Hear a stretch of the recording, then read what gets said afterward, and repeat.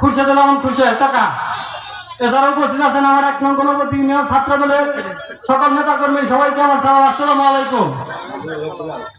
আজ যে আলোচনা সভার উপস্থাপন করা হয়েছে, এই আলোচনা করতে গেলে বলা হয় দীর্ঘ 17 বছর আমরা কোনো জায়গায় কথা বলতে পারিনি, কোনো ভোট দিতে পারি না, নিজের ভোট নিজে প্রত্যাখ্যান করতে পারিনি।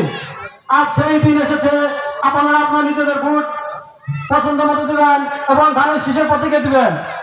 আজকে 17 বছর পরে আপনারা এখানে অনেক উপস্থিত হয়েছেন। বিগত দিনে আপনারা কেউ এভাবে রাস্তাঘাটে ঘুরতে পারেন নাই। আওয়ামী লীগের সন্ত্রাসী বাহিনী সবাইকে অত্যাচার নিপীড়ন নির্যাতন করেছে। আর সেই দিন অবসান ঘটেছে, সেই দিন অবসান ঘটেছে, আপনাদের স্বপ্ন পূরণ হতে যাচ্ছে। আমি আমার ১ নং গণপতি ইউনিয়নের জনগণ এবং ভোটারদের বলতে চাই, আমাদের এলাকা এখানে নানা রকম শ্রমজীবী মানুষ আছে, মৎস্যজীবী মানুষ আছে। আমরা দেখতে পাই প্রতি বছরের সাপের কামড়ে আমাদের ইউনিয়নে অনেক লোক মারা যায়। এই সাপের বিষ নিধন করতে গেলে ভ্যাকসিন দিতে গেলে আমাদের বিভাগীয় শহর ময়মনসিংহে যেতে হয়।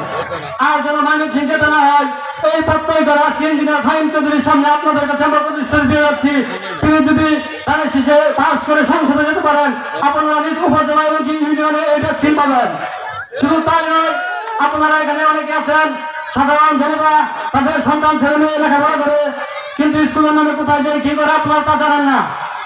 যদি আমাদের নেতা সংসদে যেতে পারে, আপনারা ভোট দিয়ে যুক্ত করেন, প্রত্যেকটা স্কুলে বাউন্ডারি সিস্টেম করা হবে এবং সেই সাথে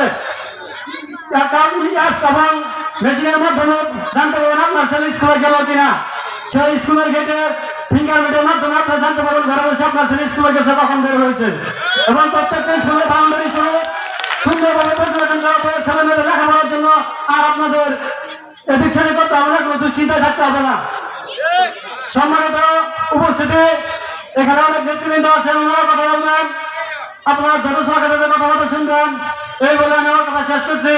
বাংলাদেশ জিন্দাবাদ, ১ নং গণপতি ইউনিয়ন ছাত্র দল জিন্দাবাদ।